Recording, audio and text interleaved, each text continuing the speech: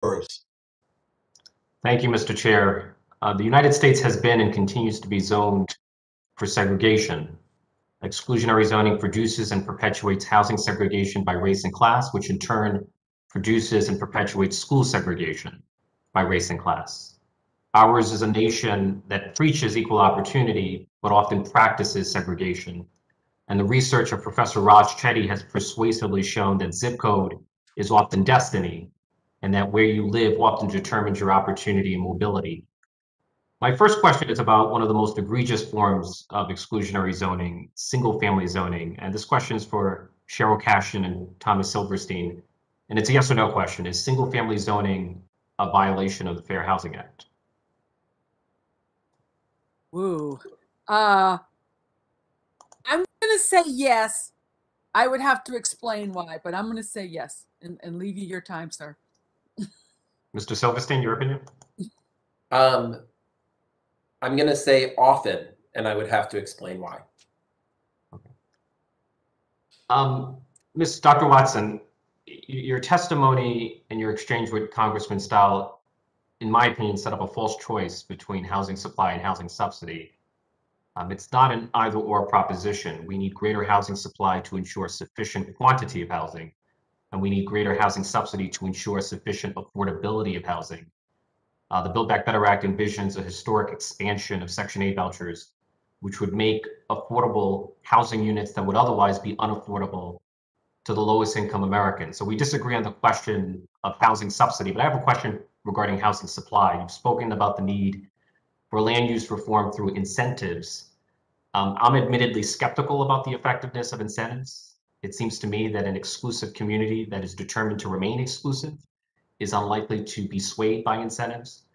So what reason is there to think that incentives would be effective at effectuating the kind of land use reform necessary for addressing the affordability crisis? Sorry, is that question for me? Yes. Thank you, Representative. I agree that incentives are not sufficient to encourage local zoning reform, particularly because the problem is most severe in high tax base localities where these federal grants are going to be least effective.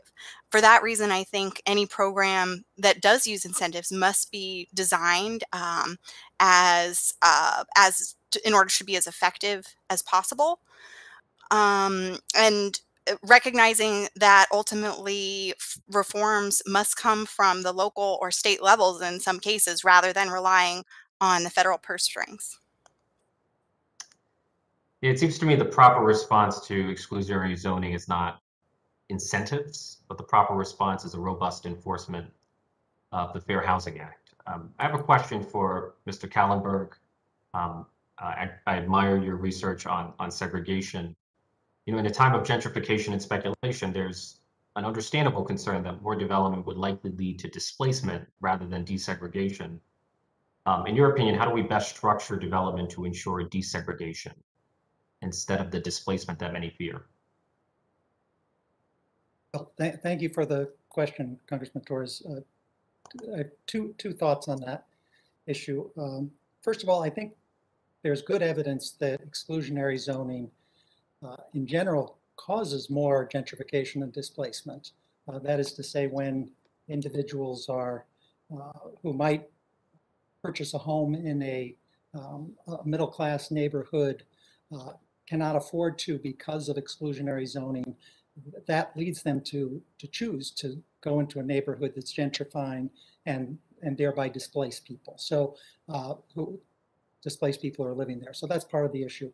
The other is that I think we've learned from California and elsewhere that zoning reform that only provides upzoning without protections for individuals who may face displacement is wrong, and it's politically unfeasible as well. And so I would agree with Professor Cashin, who's emphasized the importance of inclusionary measures when there is an area that's being upzoned and associated measures to make sure that there's not expansive displacement.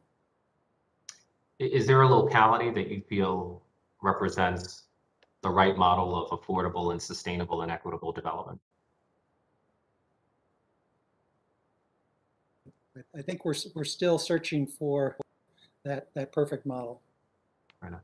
I see my time has expired. Thank you, Mr. Chair.